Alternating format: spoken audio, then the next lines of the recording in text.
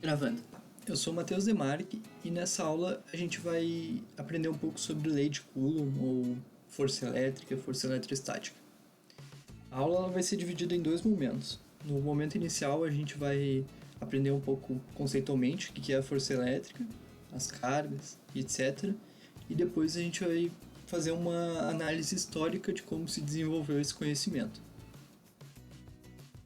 Então, o mundo ele é gerido por quatro grandes forças, que seria a força forte, a força fraca, a força eletrostática e a força gravitacional. E dentre essas forças existem outras duas formas de dividir, que é a força de contato e a força de campo. A força de contato, como o próprio nome já diz, é quando tem um contato, ou existe uma força entre esse contato. No caso, quando tu empurra alguma coisa, puxa alguma coisa, ou a força normal, a força de atrito. Então é necessário ter um contato. Já a força de campo, ela pode agir à distância.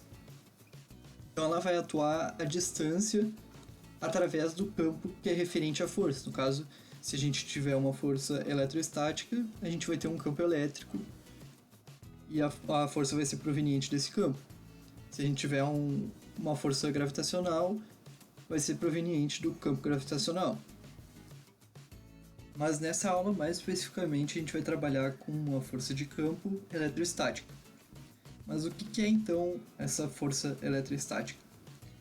A força eletrostática é a força de interação entre duas cargas, seja ela positiva ou negativa, seja ela de atração ou repulsão. É bom a gente lembrar que essas cargas, para ser aplicada essa lei de Coulomb, essa força eletrostática, a lei da força eletrostática, é necessário que essas cargas sejam consideradas pontiformes. E o que é esse pontiforme? Esse pontiforme, então, seria a gente desprezar o tamanho da carga e considerar a carga como um ponto com carga. Então ela não vai ter tamanho. Normalmente nos livros a gente vê a carga como uma esfera ou como uma bolinha, um círculo, e na verdade não é o correto, né? A gente trabalha sempre com cargas pontiformes, com cargas como se fossem um ponto. Então depois eu vou mostrar também as cargas como uma esfera, mas é bom lembrar que a gente está trabalhando com cargas pontiformes. Então, a força eletrostática ela tem dois tipos. Ela pode ser de atração ou repulsão. Quando tu tem duas cargas positivas, elas vão se repelir. E duas cargas negativas, elas também repelem. Então, cargas de mesmo sinal se repelem. Quando tem uma positiva e uma negativa e uma positiva, elas se atraem. Então, cargas de sinais opostos se atraem. Tá, então se eu quiser quantificar essa força eletrostática, eu consigo? Consigo. Tem uma equação apropriada para isso. A força eletrostática ela tem essas variáveis. O K ele vai ser a permissividade do meio. A força eletrostática também vai depender, ela vai ser diretamente proporcional à multiplicação das cargas pontiformes, e vai ser inversamente proporcional à distância entre essas cargas aqui. Tá, então a gente tem uma ideia inicial do que se trata essa força eletrostática, a lei de Coulomb. Mas sempre teve essa concepção de carga, sempre se teve essa concepção de força, sempre se teve... Bom, Coulomb acordou um dia e pensou, essa é a força elétrica. E foi assim que aconteceu. Então, para a gente ver isso, a gente vai precisar voltar um pouquinho no tempo e entender a história desse conceito. Então, a gente vai precisar voltar para o período final da Idade Média. Foi ali o período em que surgiu o renascimento cultural, o renascimento comercial, o renascimento urbano. Então, falando mais especificamente do renascimento cultural, tem uma quebra de pensamento. O dogmatismo cristão ele não vai ter mais tanta força na forma de pensar os conhecimentos, e vai surgir o racionalismo. E o racionalismo vai dizer que tu pode explicar tudo através da razão e da observação da natureza. Então, esse período vai começar marcando com uma mudança drástica de pensamento.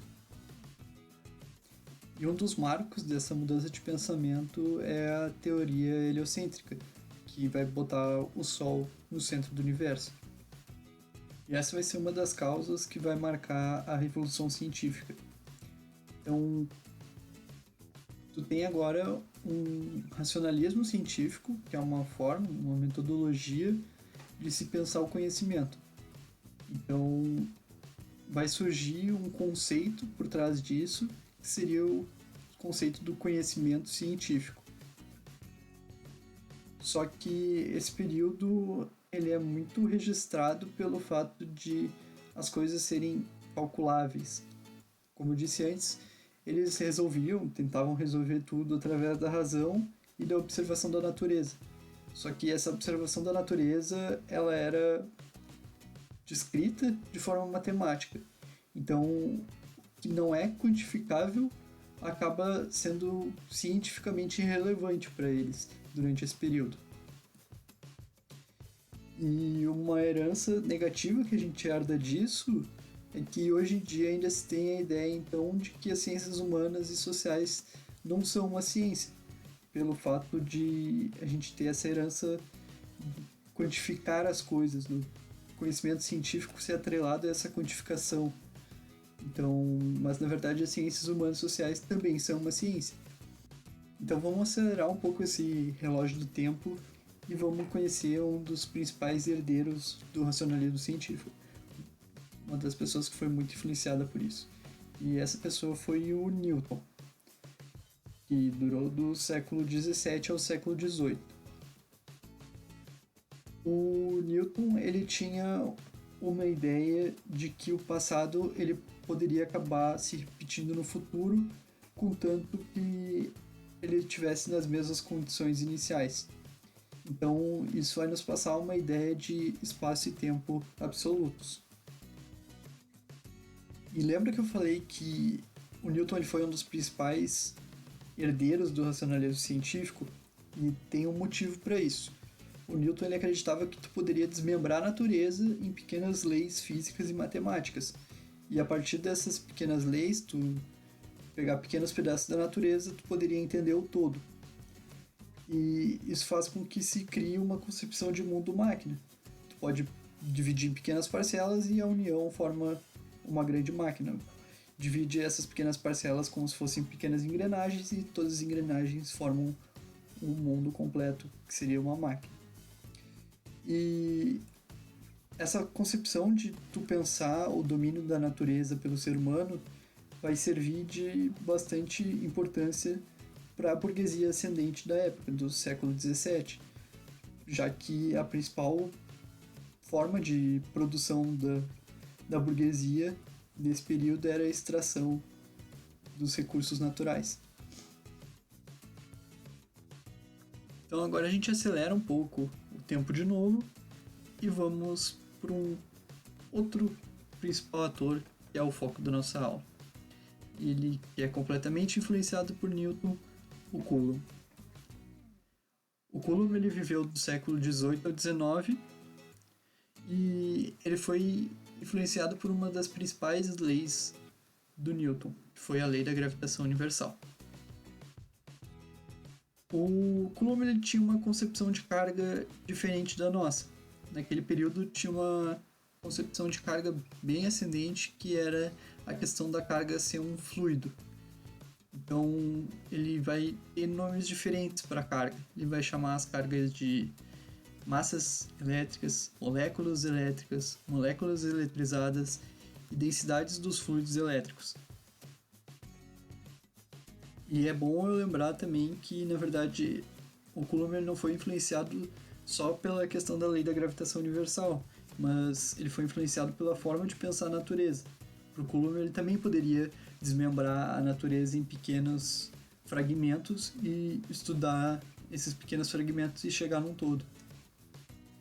Então, em 1785, o Coulomb ele vai publicar 2 artigos que vão fundamentar o que ele queria falar sobre elétrica e magnetismo. Ele vai dar o nome para os dois de primeira e segunda memória sobre a eletricidade e o magnetismo.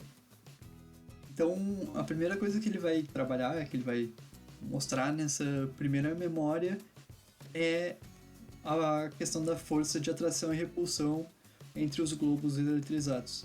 Lembrando que a concepção dele de carga era diferente da que a gente usa hoje sobre carga pontiforme. Então, ele vai dizer que um fluido elétrico positivo com um fluido elétrico negativo vai gerar atração. Nem a gente viu no começo da aula, mas com uma concepção diferente de carga. E que os fluidos elétricos de mesma natureza, eles vão se repelir. Lembra que eu falei que a carga de sinal igual se repele? Então, é a mesma coisa, só que com uma concepção diferente de carga. Além disso, o Coulomb vai falar também sobre qual a dependência da força elétrica em relação à distância. Ele vai dizer que a força elétrica vai depender da razão inversa do quadrado das distâncias entre as massas elétricas. E isso é uma herança de algumas pessoas que vêm antes dele. Então, isso não foi pensado especificamente por ele, mas ele vai ser marcado por isso, como a gente vai ver mais ali na frente. Então, além disso, mais pro final da segunda memória, ele vai falar que não é só da distância que depende, mas vai depender da razão composta. No caso, razão composta ele quis dizer que é a multiplicação entre as densidades do fluido elétrico. Lembra lá no começo da aula que a gente viu que a força elétrica depende da multiplicação das cargas, dos valores das cargas? Então, é exatamente isso que ele está querendo dizer, só que com outras palavras. Então, a gente vai chegar em algo mais ou menos assim, como a gente viu antes. Então, a força elétrica ela vai depender de uma constante K, que o Coulomb ele não sabia que essa constante ia variar com o meio. Ele vai depender da multiplicação dos valores das cargas, que para o Coulomb era uma concepção diferente de carga. E ele vai depender da razão inversa da distância entre essas cargas. Então, o que fez o Coulomb ser marcado na história? Por que ele tem tanta relevância e a força elétrica tem o nome dele? Já que a teoria dele foi influenciada por muitas outras ideias ou pensamentos de outras pessoas. E por que ele teve relevância e as outras pessoas não?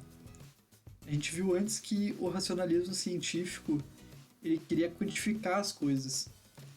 Então, o que não seria quantificável não era relevante. As pessoas que vieram antes dele e tiveram uma concepção parecida com a questão da distância ao quadrado, elas não conseguiram demonstrar isso experimentalmente. O que Coulomb conseguiu fazer e acabou ganhando relevância a partir disso.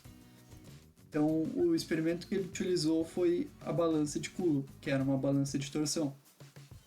Tá, então como que funcionava essa balança?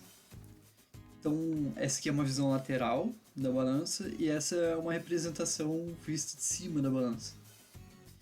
Então, tu tem 2 esferas não eletrizadas aqui, daí ele trouxe uma terceira esfera eletrizada e encostou nessas duas.